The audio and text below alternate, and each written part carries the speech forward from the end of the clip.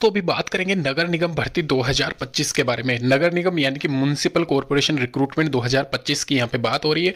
इसके अलावा जो वैकेंसी है, बम्पर वैकेंसी यह आ रही है और यहाँ पे 15,000 से ज़्यादा पदों पे महिला और पुरुष अभ्यर्थी दोनों यहाँ पे इसमें आवेदन कर सकते हैं।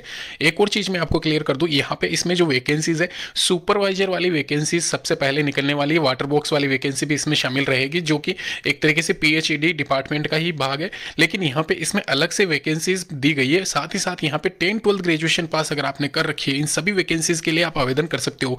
PhD डिपार्टमेंट वाली वैकेंसी और म्युनिसिपल कॉर्पोरेशन वाली वैकेंसी दोनों ही यहाँ पे सिमिलर रूप से डिस्कस करूंगा। साथ ही साथ यहाँ पे एक और चीज मैं आपको क्लियर कर दूं, ये जो वैकेंसीज मैं बताने जा रहा हूँ, ये वैकेंसीज मार्च महीने की रहने वाली है। तो चलिए दोस्तों, अभी बात कर लेते हैं municipal corporation recruitment 2025 for group C और डी पोस्ट के लिए। यहाँ पे जो वैकेंसी है, नगर निगम भर्ती 2025 की बात हो रही है।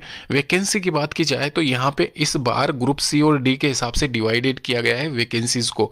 पिछली बार वैकेंसी नहीं हुई थी और वैकेंसी निकाली गई थी, लेकिन एक तरीके से जो ऑफिशियल इसके रिगार्डिंग न्यूज़ थी वो नहीं निकाली गई थी और उसके बाद में पोस्टपोन किया गया था डेट्स को भी, और लगभग 6-7 हज़ार के आसपास वैकेंसी थी।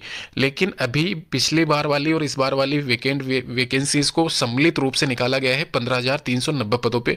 तो ये आपके लिए एक तरीके से अच्छी न्यूज़ है। और क्वालिफिकेशन की बात की जाए तो वो भी मैं आपको मेंशन कर देता हूँ, क्या इसमें पोस्ट निकाली गई है वो सबसे पहले देखना जरूरी है। ऑफिस अटेंडेंट, दोस्तों ये अभी फिलहाल यहाँ पे नया वर्ड आपके लिए रहेगा। ऑफिस अटेंडेंट एक तरीके से कार्यालय परिचर होता है, जो कि MTS के सम्मिलित समानांतर आप नहीं कह सकते इसको, इससे बड़ा ही मान के चलना। MTS होता है जो कि ग्रेड 4 से भी नीचे आपको सैलरी मिलती है उसमें। ये ग्रेड 4 की है वैसे तो वैकेंसी, लेकिन ये मान के चलना इसमें आपको फील्ड वर्क भी करना पड़ सकता है। वो डिपेंड करता है आपकी पोस्टिंग कहाँ होती है, कौन से ऑफिस में होती है। तो फिलहाल के लिए यहाँ पे क्वालिफिकेशन इसमें 10वीं पास रखी गई है। और वैकेंसी की बात करें तो सर्वाधिक इसी में ही है, 6,000 के करीब। सुपरवाइजर के पद इसमें शामिल है और कलर ग्रेड सेकंड के पद भी इसमें शामिल है। ग्रेजुएशन अगर आपने कर रखी है किसी भी स्ट्रीम से तो आप तीनों ही पद के लिए एलिजिबल हो। वहीं 12th क्लास पास है तो आप यहाँ पे सुपरवाइजर को छोड़ के दोनों पद के लिए एलिजिबल हो। तो ये आप क्वालिफिकेशन समझ चुके हो।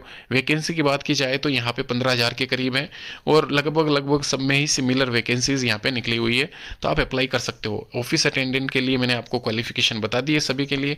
अभी एक चीज़ और मैं क्लियर कर देता हूँ, यहाँ पे कैटेगरी आप ध्यान रखना, उसके अकॉर्डिंग आपको छूट है जो कि हर फॉर्म में रहती है। 1/1/2025 तक आप यहाँ पे 40 साल से ज़्यादा नहीं होने चाहिए और 18 साल न्यूनतम इसमें रखी गई है। एक सुपरवाइजर पद के लिए आपकी जो आयु सीमा है वो 21 साल रहनी चाहिए। रिगार्डिंग इसके डॉक्यूमेंट्स की लिस्ट मैंने मेंशन कर रखी है और आप अप्लाई कर सकते हो। डेट्स यहाँ पे मैं बता दूँ आपको, 17/4/2025, ध्यान रखना 17/4/2025 इसकी लास्ट डेट है। और एग्जामिनेशन टेंटिव है 28/5/2025, यहाँ पे इसकी एग्जाम डेट है। एक चीज़ यहाँ पे मैं मेंशन करना भूल गया आपको, मैं बताऊँ, यहाँ पे आप ऊपर चलो तो यहाँ पे ध्यान रखना दोस्तों, ये जो वैकेंसी है ऑफिस अटेंडेंट वाली, यह वैकेंसी नई है। सुपरवाइजर वाली वैकेंसी 4-5 साल पहले निकली थी, जिसमें पद जो थे 1200 के करीब थे और उसमें जो कट ऑफ थी वो 70 के आसपास थी, 68 69 जो भी है, 70 के आसपास आप मान के चलना।